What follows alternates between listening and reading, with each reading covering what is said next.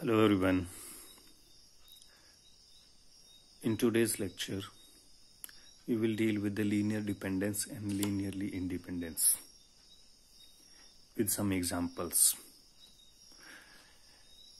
You take a vector space V with some vectors v1, v2, so on, vn belongs to V.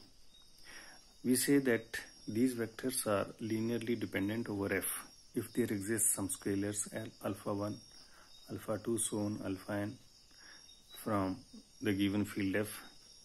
Certainly not all of them is 0, that is at least one of them alpha is non-zero, such that alpha 1 v1 plus alpha 2 v2 plus so on alpha n vn equal to 0. तो ये linearly dependence की definition को आप समझिए क्या कहना चाहती है कि अगर मेरे पास वेक्टर्स हैं v1 से लेकर vn तक जो गिवन वेक्टर स्पेस से हैं, अगर मैं इनका लीनियर कॉम्बिनेशन बनाऊं गिवन स्केलर्स के साथ, तो यहाँ पर ये जो स्केलर्स हैं कम से कम एक तो नॉन जीरो होना चाहिए जो इस एक्सप्रेशन को, इस इक्वेशन को सेटिस्फाई करे। तब हम ये कहेंगे कि v1, v2, so on, vn linearly dependent हैं। अब इसी चीज को मैं शो करके दिखाता हूँ।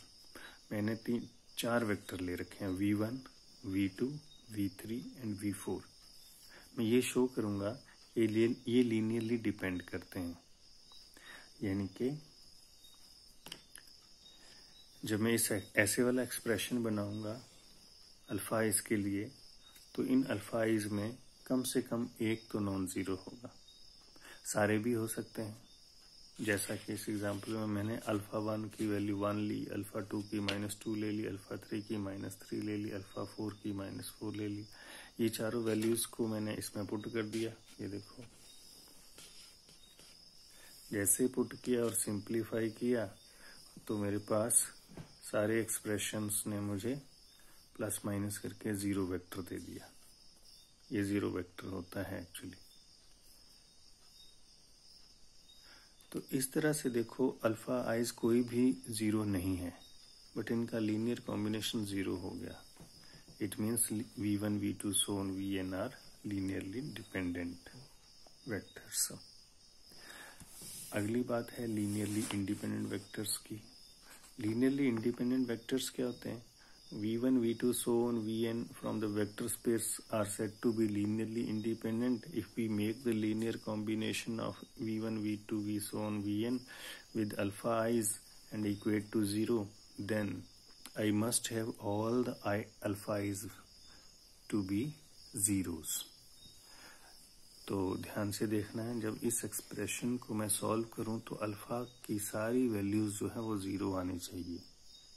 अगर ऐसा हो जाता है तो गिवन वेक्टर्स लीनियरली इंडिपेंडेंट हो जाते हैं।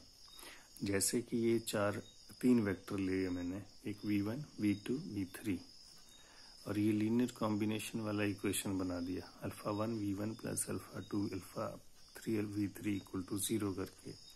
यहाँ से मैं निकालता हूँ अल्फा की वैल्यूज। अगर ये सारी जीरो आ गई तो ये वेक्टर्स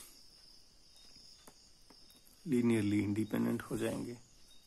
तो देखो अल्फा 1 2 0 0, फिर अल्फा 2 0 3 0, अल्फा 3 0 0 4 इक्वल टू 0 0 0, क्योंकि ये वेक्टर होता है। अब इनको सिंप्लीफाई किया मैंने तो 2 alpha 1 plus 0 equal to 0। Similarly 0 plus 3 alpha 2 plus 0 equal to 0। It means 3 alpha 2 0, फिर 0 plus 4 alpha 3 equal to 0, that is equal to 0। तो यहाँ से अल्फा 1, अल्फा 2, अल्फा 3 तीनों की वैल्यू 0 हो गई। Hence v1, v2, v3 are linearly independent. तो ये तरीका है किन्हीं वेक्टर्स को लीनियरली डिपेंडेंट और इंडिपेंडेंट शो करने का। तो आपके होमवर्क के लिए ये मैंने 2-3 थ्योरेटिकल क्वेश्चंस दिए हैं। आपने इनके स्टैंडर्ड रिजल्ट्स भी बनते हैं और इनके छोटे छोटे प्रूफ हैं, वो भी आपने लिखने हैं।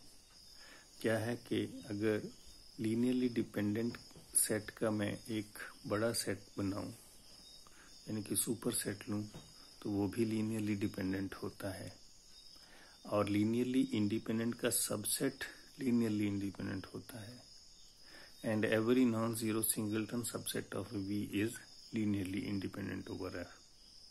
तो ये बातें आपको याद भी रखनी है और इनका छोटे से प्रूफ हैं 2-2 3-3 लाइनों के, वो भी आपने लिखने हैं। Thank you.